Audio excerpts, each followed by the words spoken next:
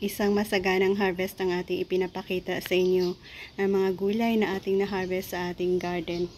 We have okra, sigarilyas na green at purple, okra na purple at green din, long beans, sili na red, alugbati, patola, kapayas or papaya, saluyot, dahon ng kamuti.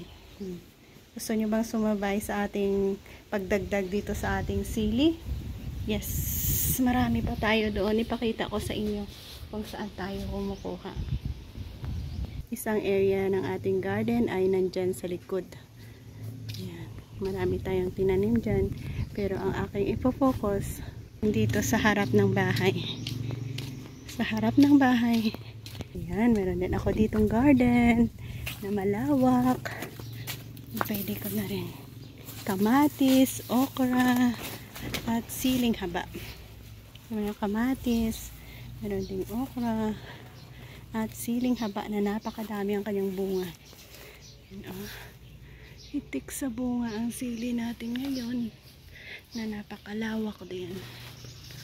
So mag-a-add tayo ng green dito. Ang dami So yan.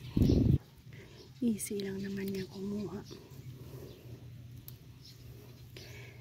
Mga 5 piraso lang sila. Kukunin natin. Dami na. So yan ang ating na garden dito. Mayroong okra, kamatis at sili. In the same time, mayroong